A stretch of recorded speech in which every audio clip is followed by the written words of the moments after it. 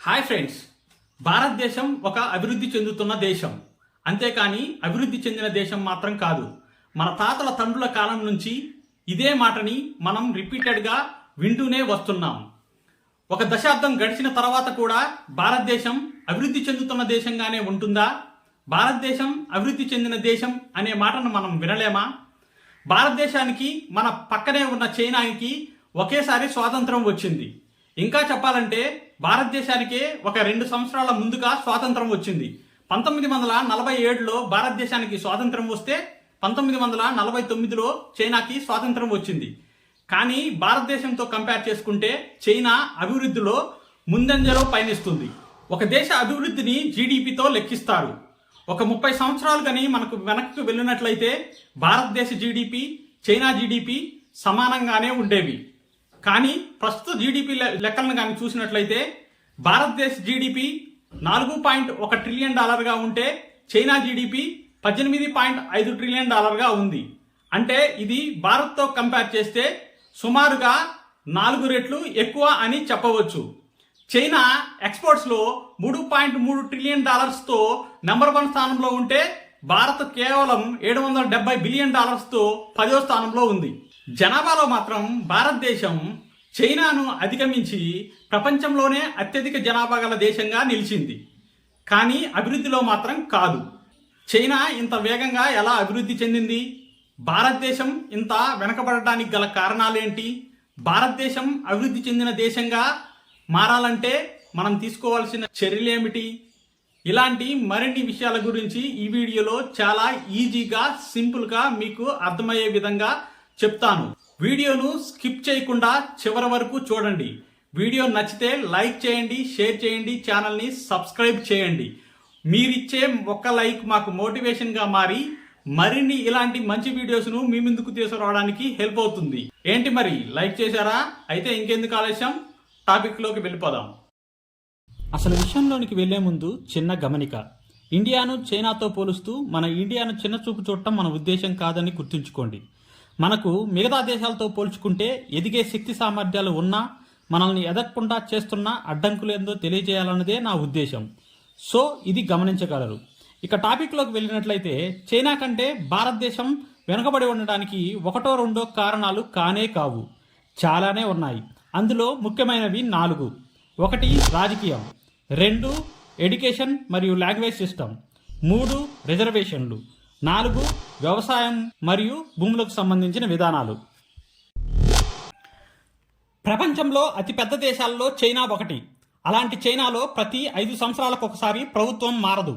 ఎందుకంటే ఇక్కడ single party system ఉంటుంది. అంటే ఒకటే రాజకీయ పార్టీ, వీరితో పోటీ పడటానికి వేరొక రాజకీయ పార్టీ ఉండదు. సో ఈ పార్టీ చెప్పిందే చట్టం, చేసేదే న్యాయం.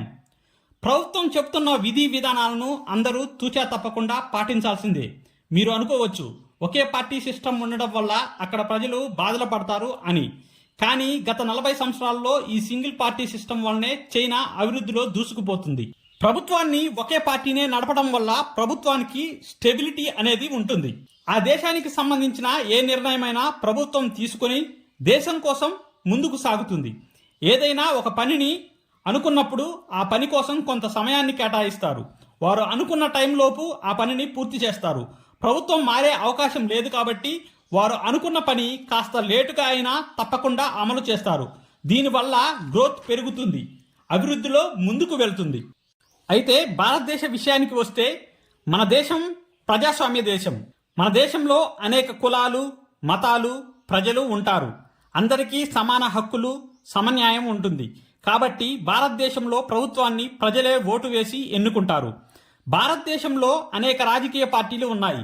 ప్రతి 5 సంవత్సరాలకు ఎన్నికలు రావడం, ప్రజలు ఓటు వేసి ఎన్నుకోవడం జరుగుతుంది. అంటే ప్రభుత్వ విధి విధానాలు నచ్చకపోతే ప్రజలు ఓటు వేసి మరో పార్టీని అధికారంలో కూర్చోబెడతారు. కాబట్టి ప్రభుత్వం మారినప్పుడల్లా అభివృద్ధికి సంబంధించిన నిర్ణయాలు ఎవరి ప్రభుత్వానికి తగ్గట్లుగా వారు తీసుకుంటారు. వారు తలపెట్టిన పనులు ఆ పార్టీ అధికారంలో ఉన్న 5 సంవత్సరాలలోపే చేయాలి. ప్రభుత్వం మారిందంటే మరలా కొత్త పద్ధతులు, కొత్త విధి విధానాలు. దీనివల్ల అభివృద్ధి జరగకపోగా మళ్ళా వచ్చే ఎన్నికల్లో మన పార్టీనే గెలవాలి అనే వ్యూహాలతోనే ఏళ్లు గడిచిపోతాయి. ఇక అభివృద్ధిని పక్కన పెడితే రాజకీయ నాయకులు తమ పార్టీని పదవిని కాపాడుకోవడానికే ఎక్కువ ఇంపార్టెన్స్ ఇస్తారన్నది అందరికీ తెలిసిన విషయమే. చైనా మరియు భారతదేశంలో వేరువేరు రాజకీయ విధానాలు ఉండటం వల్లనే అభివృద్ధిలో మార్పులు ఉన్నాయనే మాట వాస్తవం.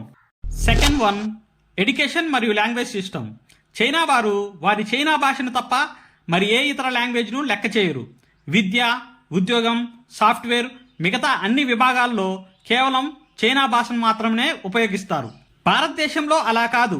ఇండియాలో అనేక మతాలతో పాటు అనేక భాషలు కూడా ఉన్నాయి. సో కంప్లీట్గా ఒకటే భాషను అన్ని ప్రాంతాల వారు మాట్లాడటం కుదరదు. దీంతో అన్ని దేశాలతో కమ్యూనికేట్ అయ్యేందుకు భారత్ ఇంగ్లీష్ భాషను ఎంచుకుంది. అయితే ఈ భాషను ఇండియా ఒక స్కిల్ లాగా చూస్తుంది కనుక ఇంగ్లీష్ మాట్లాడే వ్యక్తులను టాలెంట్ ఉన్న వ్యక్తులుగా భావిస్తున్నారు. ఒక రకంగా చెప్పాలంటే ఇంగ్లీష్ మాట్లాడటాన్ని బేస్ చేసుకొని ఇండియాలో ఒక వ్యక్తి టాలెంట్ను డిసైడ్ చేస్తారు. అంతేకాదు స్కూల్స్, కాలేజీలలో ఇంగ్లీష్ మాట్లాడాలనే నిబంధన కూడా ఉంది. దీంతో ఇంగ్లీష్ మాట్లాడటం రాని వారు స్కూళ్ళు మానేసిన సందర్భాలు కూడా ఉన్నాయి. ఇంగ్లీష్ భాషను ఒక స్కిల్లా చూడటం వల్ల గొప్ప టాలెంట్ ఉన్నవారు మన దేశంలో గుర్తించబడడం లేదు. చైనా లాగా ఇండియాలో కూడా మొత్తం ఒకే భాష మాట్లాడుతూ ఉంటే మన దేశంలో ఇలాంటి సమస్య వచ్చి ఉండేది కాదేమో. ఇక 1950లో చైనాలో చదువుకున్న వారు 20% ఉంటే ఇండియాలో 18% ఉన్నారు. కానీ ఇప్పుడు చైనాలో చదువుకున్న వారి శాతం 95%గా ఉంటే ఇండియాలో 75%గా ఉంది. 1970 నాటి కాలంలో చైనా ప్రభుత్వం యాంటీ ఇల్లిటరసీపై అవగాహన కల్పించింది. వారి దేశంలో చదువుకు ఎంత ప్రాధాన్యం కల్పించారంటే గేదెలను కాచుకునే వాడికి కూడా వ్రాయడం, చదవడం వచ్చి ఉండాలి. ఇలా 1970 కాలం నుంచి చైనా అందరూ చదువుకోవాలనే నిబంధనలకు అనుకూలంగా పనిచేసింది. దాంతో నేడు సక్సెస్ను సాధించింది. కానీ ఇండియాలో ప్రభుత్వాలు అప్పటి రోజుల్లో చదువుపై అంత అవగాహన కల్పించలేదు. పైగా కొన్ని ప్రాంతాల్లో ఆడపిల్లలు చదువుకోవద్దు అంటూ ఇంట్లోనే కూర్చోబెట్టారు. ఇప్పటికీ కొన్ని మారుమూల ప్రాంతాల్లో ఇదే జరుగుతుంది కూడా. అందరూ చదువుకోవాలి అనే నిబంధనలు ఇండియాలో పెట్టలేదు. కానీ ఈ మధ్య కాలంలో ప్రతి ఒక్కరూ చదువుకోవాలనే వివిధ పథకాలను ప్రవేశపెడుతున్నారు. ఇవి కూడా ప్రభుత్వ పాఠశాలల్లో ఉచితంగా స్కూల్ డ్రెస్సుల నుంచి బుక్స్, ఫుడ్ అన్ని వసతులు కల్పిస్తామని చెప్పి మరీ పిల్లల్ని స్కూల్స్కి పంపించేలా చేయడం లాంటి కార్యక్రమాలను ఏర్పాటు చేశారు. ఇది చాలా మంచి విషయం. కానీ మన దేశంలోని కొన్ని రాష్ట్రాల్లో చాలా ప్రభుత్వ పాఠశాలల్లో చదువుకు సంబంధించిన వసతులు ఎలా ఉంటాయో నేను మీకు ప్రత్యేకంగా చెప్పనక్కర్లేదు. రోజు మనకి టీవీల్లో, పేపర్స్లో కనిపిస్తూనే ఉంటాయి. ఎడ్యుకేషన్ సిస్టమ్ని చైనా చాలా చక్కగా డీల్ చేస్తూ వచ్చింది. అందుకనే వారి ఎదుగుదలలో ఇది ఒక కారణం అయింది. Third one, reservations. చైనాలోని కమ్యూనిస్ట్ ప్రభుత్వం ఎలాంటిదంటే తమ దేశం అభివృద్ధే వారి ధ్యేయం. తమ అభివృద్ధి కోసం వచ్చిన ఏ అవకాశాన్నైనా చైనా వదులుకోదు. అలాగే అభివృద్ధికి సంబంధం లేని ఏ అవకాశాన్ని కూడా పట్టించుకోదు. ఇక వారి దేశ అభివృద్ధికి అడ్డుపడే ఆటంకాలను కలిగించే ఏ విషయాలను చాలా సీరియస్గా తీసుకుంటుంది. వారి అభివృద్ధిలో ఆటంకం అనుకుంటే ధర్మాన్ని, సంస్కృతులను కూడా పక్కన పెడుతుంది. అంతేకాదు చైనాలో కులాలకు సంబంధించిన పాలసీలు ఉండవు. రిజర్వేషన్ బట్టి చదువు, ఉద్యోగాలు ఏమీ ఉండవు. టాలెంట్ ఉంటే చాలు, అవకాశాలు వాటంతటా అవే వస్తాయి. ఇక భారతదేశ విషయానికి వస్తే ఈ విషయంలో చైనా కంటే భారతదేశం చాలా భిన్నంగా ఉంటుంది. భారతదేశంలో అనేక కులాలు, మతాల వారు ఉంటారు. అన్ని కులాలు, మతాల వారు కలిసి ఉండటం చాలా మంచి విషయమే. కానీ భారతదేశానికి స్వాతంత్రం వచ్చినప్పటి నుంచి కులాలు, మతాలకు ఎన్నో హింసాత్మక ఘటనలు జరుగుతూనే ఉన్నాయి. కులాల పేరుతో కించపరచడం, మతాల పేరుతో కొట్టుకోవడం జరుగుతుంది. అభివృద్ధి పక్కన పెడితే ఈ గొడవల్ని కంట్రోల్ చేయడానికే ఎక్కువ శ్రద్ధ అవసరం అవుతుంది. అంతేకాదు భారతదేశంలో అప్పర్ క్యాస్ట్, లోయర్ క్యాస్ట్ విభజించిన తర్వాత అగ్ర కులాల వారు మిగతా కులాల వారిని చిన్న చూపు చూడటం ప్రారంభించారు. దీనితో భిన్న కులాల అభివృద్ధి కోసం మన దేశంలో క్యాస్ట్ రిజర్వేషన్ అనేది పెట్టడం జరిగింది. అయితే రిజర్వేషన్ కారణంగా టాలెంట్ ఉన్న వారికంటే రిజర్వేషన్ ఉన్న వారికే చదువులు, ఉద్యోగ అవకాశాలు ఎక్కువగా వస్తున్నాయి. ఉదాహరణకు ఫస్ట్ క్లాస్ స్టూడెంట్కు తన మెరిట్ వల్ల ఉద్యోగం దొరకడం లేదు. తక్కువ మార్కులు వచ్చినా సరే రిజర్వేషన్ వల్ల రిజర్వేషన్ కోటాలో తనకు ఉద్యోగం వస్తుంది. ఈ రిజర్వేషన్లు కేవలం ప్రభుత్వ ఉద్యోగాలకు మాత్రమే పరిమితం కాలేదు. స్కూల్స్, కాలేజీలు, పోటీ పరీక్షలు, అడ్మిషన్లు అన్ని కేటగిరీల్లో ఇదే రిజర్వేషన్ సిస్టమ్ కొనసాగుతుంది. దీనితో అనుభవం, తెలివి ఉన్నవారికి అవకాశం దొరక్క విదేశాలకు వెళ్ళి సెటిల్ అవుతున్నారు. మన దేశంలో ఉన్న టాలెంట్ని పక్క దేశం వారు ఉపయోగించుకొని వారి దేశాన్ని అభివృద్ధి చేసుకుంటున్నారు. దీనికి ఉదాహరణగా సత్యం నాదెల్ల, సుందర పిచ్చై, రాజీవ్ సూరి, ఆనంద్ కృష్ణ లాంటి వారే ఇందుకు నిదర్శనం. ఈ రిజర్వేషన్ కారణంగానే మన దేశం అభివృద్ధి చెందిన దేశంగా కాకుండా అభివృద్ధి చెందుతున్న దేశంగా మిగిలిపోయింది. ఫోర్త్ వన్, వ్యవసాయం మరియు భూమికి సంబంధించిన విధి విధానాలు. భారతదేశంలో ఎవరు కొన్న భూమి వారి పేరు మీదే ఉంటుంది. సో భూములు ఉన్నవారు అద్దెకు, లీజుకు ఇస్తారు. వ్యవసాయం అయితే కౌలుకి ఇచ్చి డబ్బు బాగా సంపాదించుకుంటారు, లేదా ఆ భూముల్లోనే ఇల్లు కట్టుకొని రెంట్కు ఇస్తారు. డిమాండ్ పెరిగే కొద్దీ భూమి ధరలు పెరిగిపోతూ ఉంటాయి. అయితే దీనివల్ల ఇండియాకు ప్రొడక్టివిటీ ఏమీ ఉండదు. దేశానికి ప్రొడక్టివిటీ లేకుండా ల్యాండ్ వాల్యూ పెరిగిపోతుంది. ఎంత అంటే ఎకరం ₹1,00,00,000 కూడా పలుకుతుంది. కానీ ప్రభుత్వానికి దీనివల్ల ఎటువంటి ఉపయోగం ఉండదు. పైసా కూడా ప్రభుత్వానికి ఆదాయం లభించదు. అలాగే నార్మల్ పీపుల్కి మాత్రం ఇళ్ల స్థలాలు కొనుక్కోవాలంటే చాలా కష్టంగా అవుతుంది. సంపాదించిన మొత్తంలో సగం రెంట్లు కట్టుకోవడానికి అయిపోతుంది. రోడ్లు, రైల్వే ట్రాక్లు నిర్మించాలంటే ఇక ఆ భూములను ప్రభుత్వం యజమానుల దగ్గర నుంచి కొనాల్సిందే. ల్యాండ్ రేట్స్లు ఎక్కువగా ఉండటం వల్ల మన రైల్వే ట్రాక్స్, రోడ్స్, మాల్స్ లాంటివి ఏమి నిర్మించాలన్నా ఆ కంపెనీలో అంత డబ్బు ఖర్చు పెట్టి కాంట్రాక్టులు తీసుకోవడానికి ఇష్టపడటం లేదు. సో పెద్ద పెద్ద కంపెనీలు అన్నీ ఇండియాలో పెట్టుబడులు పెట్టకుండా ఇతర దేశాలకు వెళ్ళి పెట్టుబడులు పెట్టవలసి వస్తుంది. దీంతో కంపెనీలు ఎక్కువగా పెట్టకపోవడం వలన ఇండియాలో ఉద్యోగాలు కూడా తక్కువగానే ఉన్నాయి. మరి చైనా ఈ విషయంలో ఎలా ఉందో చూస్తే ప్రతి భూమి కూడా ప్రభుత్వం ఆధీనంలో ఉంటుంది. చైనా భూభాగం అంతా ప్రభుత్వం సొంతం. ఇక్కడ ఇల్లు కట్టుకోవాలన్నా, వ్యవసాయం చేయాలన్నా, కంపెనీలు పెట్టాలన్నా ప్రభుత్వం దగ్గర లీజుకు తీసుకోవాల్సిందే. సింపుల్గా చెప్పాలంటే మన దేశంలో లాగా డబ్బున్నవాడు భూములు కొనేసుకొని వెనకేసుకోవడం అనేది జరగదు. చైనాలో మొత్తం 1 అడుగు స్థలం కొనాలన్నా మీరు కొనలేరు. దేనికైనా లీజ్ తీసుకోవాలి. లీజ్ కూడా ప్రభుత్వం ఎలా ఇస్తుంది అంటే ఇల్లు కట్టుకోవాలంటే 70 సంవత్సరాలు లీజుకు ఇస్తుంది. కంపెనీ పెట్టుకోవాలంటే 40 సంవత్సరాలు లీజుకు ఇస్తుంది. విద్యా విధానాలకైతే 50 సంవత్సరాలు. ఇలా కేటగిరీ ప్రకారం భూమిని లీజుకు ఇస్తుంది. ఒకవేళ ఏదైనా కట్టడానికి భూమిని ప్రభుత్వం నుంచి లీజుకు తీసుకున్న తర్వాత 2 సంవత్సరాల లోపు ఏ నిర్మాణము జరగకపోతే ప్రభుత్వం ఆ భూమిని వెనక్కి తీసుకుంటుంది. ఇలా భూమిని లీజుకు తీసుకోవడం వలన ప్రభుత్వానికి ప్రొడక్టివిటీ ఉంటుంది. లీజుకు తీసుకున్న ఏ భూమిని వేరే వాళ్లకు అద్దెకి ఇవ్వకూడదు. ఇది ఇక్కడ నిబంధన. దీనివల్ల ల్యాండ్ లీజ్ వల్ల చైనా ప్రభుత్వానికి ప్రొడక్టివిటీ పెరుగుతుంది. ల్యాండ్ రేట్లు కూడా ప్రజల చేతుల్లో ఉండదు. ఎప్పటికప్పుడు ప్రభుత్వంలే ల్యాండ్ రేట్స్ను నిర్ణయిస్తుంది. దీంతో రోడ్లు, బ్రిడ్జ్లు, రైల్వే ట్రాకులు ఏది నిర్మించాలన్నా ల్యాండ్ రేట్ వల్ల పనులు త్వరగా పూర్తి చేయవచ్చు. అందుకే చైనాలో పెట్టుబడి పెట్టడానికి అనేక కంపెనీలు ముందుకు వచ్చి దేశంలో కంపెనీలు మొదలు పెడుతున్నాయి. దీంతో ఎంత పెద్ద ప్రాజెక్ట్ అయినా త్వరగా పూర్తవుతుంది. లీజుకు ఇవ్వడం ద్వారా సంబంధించిన డబ్బులు మొత్తం చైనా ప్రజల కోసమే ఖర్చు పెడుతుంది. దీంతో డెవలప్మెంట్ చాలా త్వరగా పెరుగుతుంది. ఇవే చైనాకు, భారత్కు ఉన్న పెద్ద తేడాలు. ఇక ఇవి కాకుండా చైనాకు, భారత్కు మధ్య ఉన్న మరిన్ని తేడాలను ఇప్పుడు చూద్దాం. ప్రపంచంలోని చాలా దేశాలు చైనాను మ్యానుఫ్యాక్చరింగ్ పై ఆసక్తి చూపిస్తాయి, కొనుగోలు చేయడానికి ముందుకు వస్తాయి. దీనికి కారణం చైనా రీసెర్చ్ అండ్ డెవలప్మెంట్. ఈ రంగం కోసం చైనా తన జీడిపిలో 2.5% ఖర్చు చేస్తాయి. అదే భారత్ అయితే రీసెర్చ్ అండ్ డెవలప్మెంట్ కోసం 0.84% మాత్రమే ఖర్చు చేస్తుంది. చైనాలో గంటకి 350 కిలోమీటర్ల వేగంతో నడిచే వాహనాలు ఉన్నాయి. ఇండియాలో 160 కిలోమీటర్ల వేగంతో నడిచే వాహనాలు మాత్రమే వీలుంది. అంటే రోడ్లు, సౌకర్యం, క్వాలిటీ ఈ విషయంలో తేలిపోతుంది. సూపర్ ఫాస్ట్ రైళ్ల విషయంలో చైనా మొదటి 2 స్థానాల్లో ఉంది. భారత్ పరిస్థితి ఇందుకు భిన్నంగా ఇప్పటికీ రైళ్లు చైనా కంటే చాలా నెమ్మదిగా నడుస్తున్నాయి. వ్యవసాయ రంగంలో కానీ, ఇండస్ట్రియల్ రంగంలో కానీ నూతన ఆవిష్కరణలు రావాలంటే ఉన్నతమైన విద్యా విధానం ఉండటం తప్పనిసరి. ఈ విషయంలో ఇండియా చైనా కంటే చాలా వెనుకబడి ఉంది. చైనా 50 ఏళ్లకే పేదరికంలో ఉన్న 60 కోట్ల మంది ప్రజలను ఆ పేదరికం నుంచి బయటపడేసి అద్భుతం చేసింది. కానీ ఇండియా స్వాతంత్రం వచ్చి 75 ఏళ్ళైనా చాలా మంది ప్రజలు కటిక దరిద్రంలో ఉన్నారు. చైనాలో 3.3% మాత్రమే పేదరికం ఉంది. అది ఇండియాలో అయితే 21.9% ఉంది. పేదరిక నిర్మూలన విషయంలో చైనా 4వ స్థానంలో ఉంటే భారత్ మాత్రం 96వ స్థానంలో.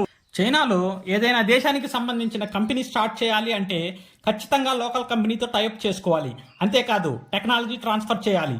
అందుకనే చైనాలో ప్రతి కంపెనీ డూప్లికేషన్ ఉంటుంది.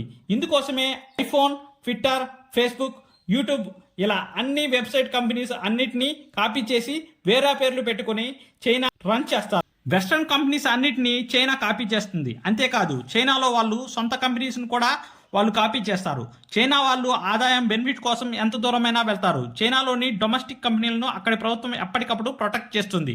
అంతేకాదు యూట్యూబ్ లాంటి వాటిని బ్యాన్ చేశారు. ఈ కంపెనీలను కూడా లోకల్ కంపెనీలు కాపీ చేసి రన్ చేస్తున్నాయి. అందుకే చైనా తన దేశ ఆదాయాన్ని విదేశీయ కంపెనీల చేతుల్లోకి వెళ్లకుండా తమ దేశ కంపెనీలు దక్కేలా చేస్తుంది. అదే భారత్లో అయితే ఇలా ఉండదు. కనీసం లోకల్ కంపెనీలను కూడా ప్రొటెక్ట్ చేయలేదు. చైనా తక్కువ ప్రైస్లో ఎక్కువ క్వాంటిటీతో అనేక రకాల వస్తువులను మార్కెట్లో విడుదల చేస్తుంది. దీనివల్ల ఇతర దేశాల ఆర్థిక పరిస్థితి పడిపోతూ వస్తుంది. అమెరికా లాంటి కొన్ని దేశాలు బ్రాండెడ్ ఐటమ్స్ను తయారు చేస్తాయి. చైనా వాటిని కాపీ కొట్టి అలాంటి వస్తువుల్ని చాలా తక్కువ ధరకి అమ్ముతుంది. భారతదేశంలో ఇలాంటి ప్రక్రియ లేదు. ఇండియా వస్తువులకు ప్రపంచంలో విస్తృతంగా మార్కెట్ లేదు. ఇండియాలో కార్మికులు తక్కువ జీతంతో కష్టాలు పడుతుంటే చైనాలో కార్మికుల జీతం ఎక్కువగా ఉంటుంది. అంతేకాదు చైనాలో ఒక్కో రకం వస్తువు తయారీకి ఒక్కో సిటీ ఏర్పడింది. మ్యానుఫ్యాక్చరింగ్లో భారత్ చైనా కంటే చాలా వెనుకబడి ఉంది. ఇలా చెప్పుకుంటూ పోతే చైనాకు భారత్కు మధ్య వ్యత్యాసాలు చాలానే ఉన్నాయి. అయితే భారత్ చైనా ముందుకు దూసుకుపోవాలంటే ఏం చేయాలి? ఏం చేస్తే భారత్ చైనా కంటే ముందుకు ఉంటుంది? ఇలాంటివన్నీ ఇప్పుడు ఒకసారి చూద్దాం. ముఖ్యంగా ప్రభుత్వాన్ని పాలించే నాయకులు చదువుకొని ఉండాలి. ఎమ్మెల్యే, ఎంపీ ఎవరైనా కానీ వారు చదువుకొని ఉండాలి. ఎటువంటి నాలెడ్జ్ లేకుండా రాజకీయాల్లోకి రౌడీలు వచ్చి ఏలుతుంటే ఎంత శ్రమపడి తమ తెలివితేటలతో ఐఏఎస్, ఐపీఎస్ అయిన వారు కూడా తమ సొంత నిర్ణయాలు తీసుకోవడానికి వీలు లేకుండా రాజకీయ నాయకుల చెప్పు చేతల్లో ఉండాల్సిన పరిస్థితి ఉంటుంది. కాబట్టి ఎమ్మెల్యే కానీ, ఎంపీ కానీ కనీస విద్యార్హత కలిగి ఉండాలి. అప్పుడే దేశాభివృద్ధికి బాటలు వేయగలం. భారతదేశం ముందుకు దూసుకుపోవాలంటే రీసెర్చ్ అండ్ డెవలప్మెంట్ మీద ఎక్కువ మొత్తాన్ని ఖర్చు చేయాలి. రీసెర్చ్లో కనుగొన్న వస్తువులను ప్రభుత్వమే కొనుగోలు చేసి వాటిని మార్కెట్లో ప్రభుత్వమే విడుదల చేయాలి. ఇండియా సాఫ్ట్వేర్ డిజైనింగ్, డెవలప్మెంట్ ఇండస్ట్రీలో ముందుంది. కానీ manufacturing, electronics, heavy industrial equipment లాంటి వాటిల్లో చైనా కంటే చాలా వెనుకబడి ఉంది. వీటిపై కూడా భారత్ దృష్టి పెడితే అభివృద్ధి సాధ్యం అవుతుంది. మన దేశంలో చదువు, వైద్యం లాంటి వాటి అన్నిటినీ కొనుక్కోవాల్సిందే. అంటే ప్రైవేట్ స్కూళ్ళు, ప్రైవేట్ హాస్పిటల్లో లక్షలు పోసి మరీ చదువు, వైద్యం అందించుకోవాల్సిన పరిస్థితి ఉంది. వీటి కోసమే ఆస్తుల్ని అమ్ముకోవాల్సి వస్తుంది. అదే ప్రభుత్వం మంచి చదువు, వైద్యం కల్పిస్తే సామాన్యులకు డబ్బు ఎక్కువ ఖర్చు కాకుండా ఉంటుంది. నాణ్యమైన విద్యా విధానాలు అమలు కానంత వరకు దేశం అభివృద్ధి చెందడం చాలా కష్టం. ఇప్పుడు ప్రభుత్వం అందిస్తున్న ప్రభుత్వ ఆసుపత్రుల్లో వైద్యం, ప్రభుత్వ పాఠశాలల్లో విద్య ఎలా ఉందో చెప్పనక్కర్లేదు. సో వాటిపై ప్రభుత్వం దృష్టి పెట్టాలి. ఇక భూమి, వ్యవసాయ విషయానికి వస్తే స్థలం రేట్లపై ప్రభుత్వ నియంత్రణ ఉండేలా చూసుకోవాలి.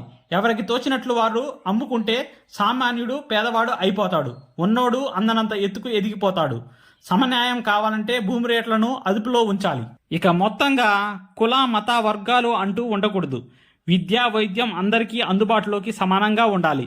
వృత్తి నైపుణ్యాలు, వ్యక్తిత్వ వికాసం, ఎవరి ఇష్టాన్ని, సామర్థ్యాన్ని బట్టి ఆ రంగాల్లో శిక్షణ ఇచ్చేలా వైద్య వ్యవస్థలో మార్పులు తేవడం లాంటివి చేయాలి. సమస్యల పరిష్కారం కోసం గ్రామ స్థాయి నుండి పట్టణ స్థాయి వరకు సమాన న్యాయం ఉండాలి. ఖాళీ స్థలాల్లో వ్యవసాయ క్షేత్రాలు ఏర్పాటు చేయాలి. వస్తువుల ఉత్పత్తితో పాటు వినియోగం కూడా పెరగాలి. ప్రతి ఒక్కరికి పని కల్పించాలి. వృత్తి నైపుణ్యాలకు సంబంధించిన శిక్షణా కేంద్రాలు, పరిశ్రమలను ఏర్పాటు చేయాలి. వ్యవస్థలో విలువలు తగ్గించే, నేరాలు పెంచే డ్రగ్స్, మందు, సిగరెట్లు, అశ్లీల చిత్రాలు నియంత్రణలో ఉంచాలి. ఇవన్నీ అమలైతే మన దేశం అభివృద్ధి చెందుతున్న దేశంగా కాకుండా అభివృద్ధి చెందిన దేశంగా మారుతుంది.